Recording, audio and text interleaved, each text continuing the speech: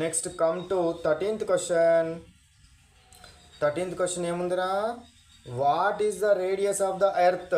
Radius of the earth అంటే ఎంత ఉందట, 6359 కిలోమీటర్స్. రేడియస్ అంటే ఏంది, ఈ యొక్క మధ్య బిందువు నుంచి కేంద్రం నుంచి ఈ చిట్ట చివరి వరకు ఉన్న దూరాన్ని ఏమంటారు అని అంటే, ఏమంటారు, చిట్ట చివరి వరకు ఉన్న దూరాన్ని, ఇక్కడ వరకు ఉన్న దూరాన్ని రేడియస్ అంటారు. ఇక్కడ నుంచి ఇక్కడ వరకు ఎంత ఉందో, ఇక్కడ వరకు ఎంత ఉందో, ఇక్కడ వరకు అంతే ఉంటుంది, ఇక్కడ వరకు కూడా అంతే ఉంటుంది. మరి ఎర్త్ యొక్క రేడియస్ ఎంత అంటే 6359 కిలోమీటర్స్. మరి ఈ కొన నుంచి ఈ కొన వరకు ఎంత దూరం అని అంటే, ఇక్కడ నుంచి ఇక్కడికి ఇంత అంటే మళ్ళీ ఇటు కూడా అంతే ఉంటుంది కదా. కాబట్టి ఇక్కడ నుంచి ఇక్కడికి మొత్తము ఎంత ఉంటుందంటే 12,756 కిలోమీటర్స్ ఉంటుంది. 12,756 కిలోమీటర్స్ ఉంటుంది.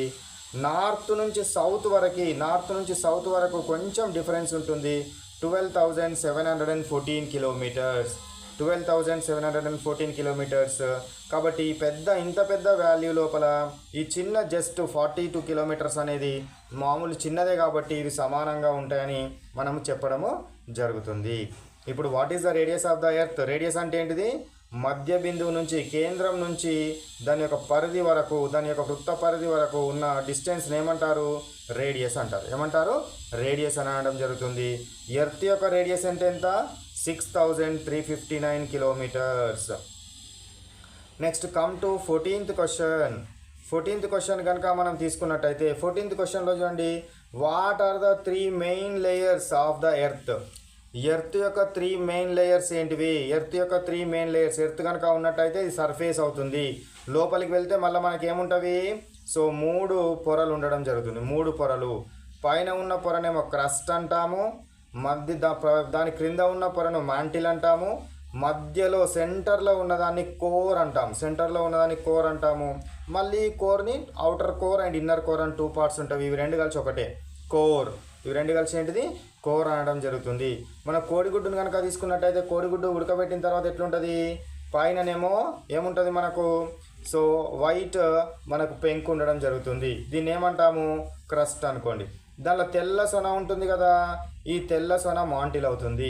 తర్వాత దాని లోపల పచ్చ సొన ఉంటుంది కదా, ఈ పచ్చ సొన కోర్ ఉంటుంది.